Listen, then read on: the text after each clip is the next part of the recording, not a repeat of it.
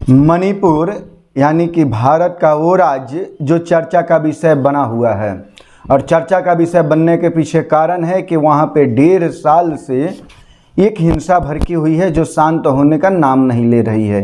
हालांकि मणिपुर में 70,000 से अधिक अर्धसैनिक बल तैनात हैं वहाँ पे। इसके बावजूद भी हमारे अर्धसैनिक बल या हमारी सुरक्षा एजेंसियाँ समस्या के जड़ तक नहीं पहुँच पा रही है। अब तो हाल ये हो गया है कि वहाँ के उग्रवादी संगठनों ने रॉकेट लॉन्चर और ड्रोन का भी इस्तेमाल करना शुरू कर दिया है, जिससे कि कहीं भी वो हमला कर रहे हैं, जिसकी कुछ तस्वीरें सामने भी आ रही है। हद तो तब हो गई जब उग्रवादियों ने एक पीएचसी को निशाना बनाया है। तो किसी स्वास्थ्य केंद्र को निशाना बनाना आप समझ सकते हैं कि मानवता के लिए वो लोग कितने घातक हैं। मणिपुर में जो एक तरह से हिंसा भड़की हुई है, उसमें रोज प्रतिदिन एक नए तरह का बदलाव आ रहा है। ये बदलाव देश की सुरक्षा के लिहाज से कतई भी शुभ संकेत नहीं है। हमारी सुरक्षा एजेंसियों को इस पे ज़रूर गौर करना चाहिए। आप सभी जानते ही हैं कि हमारे पड़ोसी देश जो है, म्यांमार हो, बांग्लादेश हो या फिर अफगानिस्तान हो, पाकिस्तान हो, सबकी क्या हालत है और वहाँ पे कितनी अस्थिरता है। बांग्लादेश में अमेरिका समर्थित यूनुस सरकार बन गई है और इसका परिणाम मणिपुर में देखने को मिल रहा है, क्योंकि वहाँ पे कुकी उग्रवादियों का हौसला इससे बढ़ गया है। कुकी उग्रवादी एक तरह के मिशन पे काम कर रहे हैं और उनका मिशन है कुकी लैंड बनाना। कुकी लैंड में म्यांमार के चीन प्रदेश से लेकर मणिपुर और मिजोरम के कुकी बहुल क्षेत्रों को शामिल करना उनका मिशन है, जिस पे वो निरंतर कार्य कर रहे हैं। अब सबसे बड़ी सोचने वाली बात है कि आखिर मणिपुर में कुकी उग्रवादियों के पास अत्याधुनिक हथियार कहां से आ रहे हैं। लेकिन इसके पीछे का आप कारण समझ सकते हैं कि पूर्वोत्तर के क्षेत्र में चीन की खुफिया एजेंसियां पहले से ही दखलंदाजी करती हुई आ रही है और उनके द्वारा ही पोषित ये उग्रवादी संगठन हैं। हालांकि भारत सरकार ने लगभग 24 उग्रवादी संगठनों से समझौता किया है और इसके तहत सबसे बड़ी आश्चर्य वाली बात है कि इसके तहत लगभग 2000 उग्रवादियों को भारत सरकार 6,000 रुपये का महीना पेमेंट करती है। अब भारत सरकार से पैसा लेने के बाद भी वो उग्रवादी बिल्कुल शांत बैठने को तैयार नहीं है। ऐसे में भारत सरकार को चाहिए कि तुरंत ही उनमें से कुछ संगठनों से समझौता तोड़ दें और उनको ऐसा सबक सिखाएं कि बाकी के सारे संगठन याद रखें। मैतेई और कुकी समुदाय का एक विवाद है जो कि गहराते गहराते इतना ज़्यादा हो गया है कि वहाँ से अलग अलग तरह के वीडियो वायरल होते रहते हैं।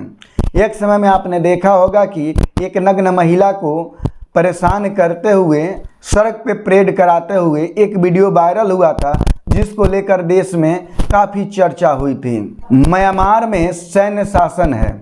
वहाँ पे जो उग्रवादी संगठन हैं वो या तो चीन से पोषित हैं या फिर अमेरिका से। ऐसा बोला जा सकता है कि भारत के मणिपुर से जो अंतर्राष्ट्रीय सीमा लगती है म्यांमार की, वहाँ पे चीन और अमेरिका के खुफिया विभागों में परोक्ष रूप से एक युद्ध चल रहा है, जिसका परिणाम भारत को भुगतना पड़ रहा है।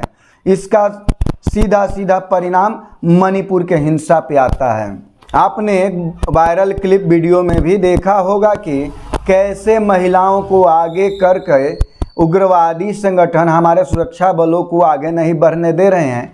ऐसे में चाहिए कि हमारे सुरक्षा बल अपने महिला कर्मियों को, महिला सैनिकों को आगे लाएं और फिर बलपूर्वक प्रयोग करके वहाँ पे मणिपुर में शांति बहाल कराया जाए, यानी पूर्ण रूप से निशस्त्रीकरण कर दिया जाए। अगर इस मिशन पे भारत सरकार और हमारी सुरक्षा एजेंसियां चलती है तो संभवतः मणिपुर में शांति कायम हो जाए।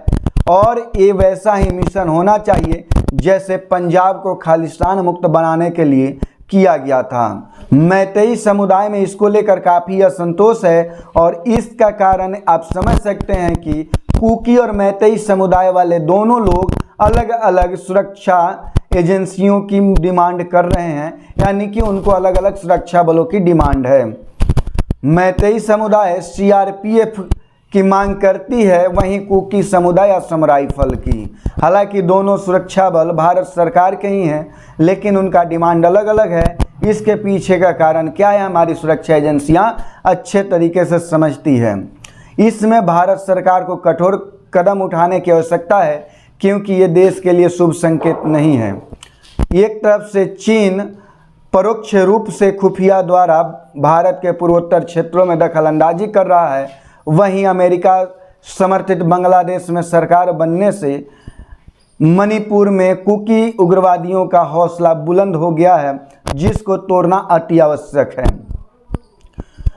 सबसे बड़ी सोचने वाली बात है कि अत्याधुनिक हथियार उनको प्राप्त कहां से हो रहे हैं, उनको देने वाले कौन हैं, और क्या हमारी सुरक्षा एजेंसियां इतनी कमज़ोर हो गई है कि समस्याओं के जड़ तक नहीं पहुंच पा रही है।